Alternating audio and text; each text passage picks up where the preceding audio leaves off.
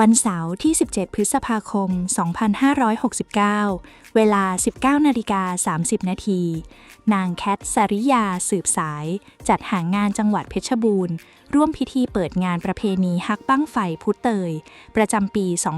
2569 ณ หน้าสำนักงานเทศบาลตำบลพุเตย อำเภอวิเชียรบุรี จังหวัดเพชรบูรณ์ โดยมีนายอนุทิน ชาญวีรกูล นายกรัฐมนตรี และรัฐมนตรีว่าการกระทรวงมหาดไทย เป็นประธานในพิธี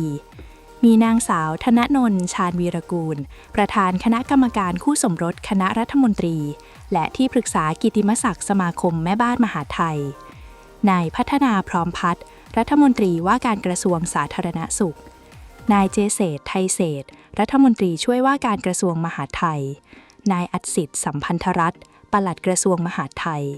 นายสรัญยู มีทองคำ ผู้ว่าราชการจังหวัดเพชรบูรณ์ นายอัครเดช ทองใจสด นายกองค์การบริหารส่วนจังหวัดเพชรบูรณ์ หัวหน้าส่วนราชการ สมาชิกสภาผู้แทนราษฎรจังหวัดเพชรบูรณ์